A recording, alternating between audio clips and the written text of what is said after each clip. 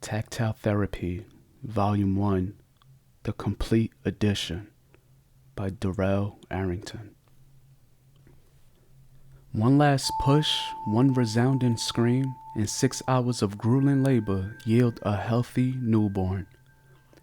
Congratulations, it's a beautiful baby girl, the OBGYN nurse beams.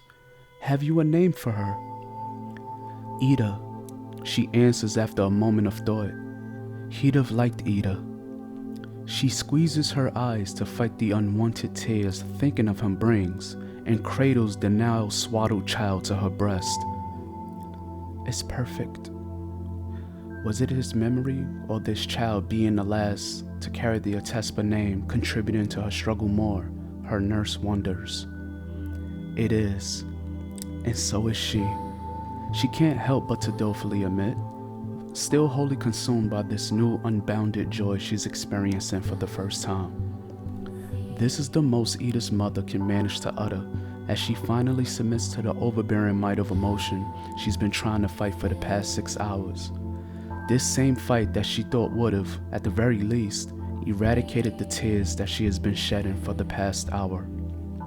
A natural conclusion, considering all of the energy and hydration robbed from her during the strenuous delivery. This was the same fight that she would now continue to seek strength from to carry on, regardless of all the countless obstacles she's come to face over the past 9 months. Irrespective of her commendable fortitude to keep it together under the given circumstances, droplets continue to form within the wells in her eyes as she cradles her daughter. Perhaps it is the sound of the incessant wailing from her newborn that lends to the struggle, considering that she also continues to cry even while in the comfort of her mother's arms. It seems as if both this mother and child are destined to trade their bodily fluids, even after the birth, for all eternity. Only this time, the medium in which they exchange them is not some eternal biological appendage, but within the air around them, which continues to allow both of their respective tears to meet, greet, shimmer, dance, and even fuse under.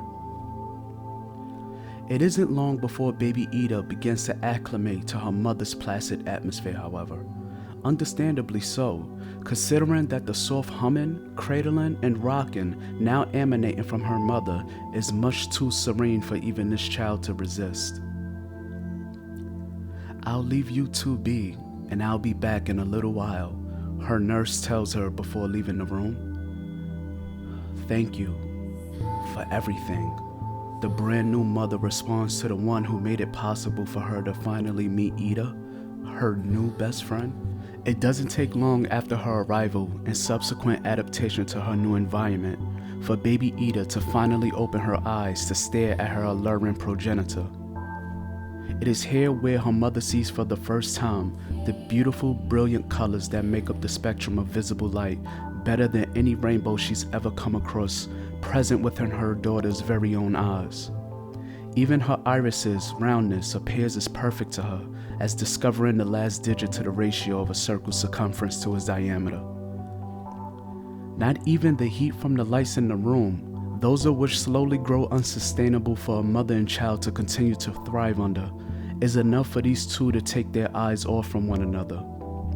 How pleasant is it then that it is each other that these two see as the last thing they'll ever see again. It is strongly believed that had this inseparable unit been given the choice, they would have still opted for this ineluctable karma, this time and every time. For if it were at all different in any way, then so would Ida's sunrise and Ida's mother's sunset.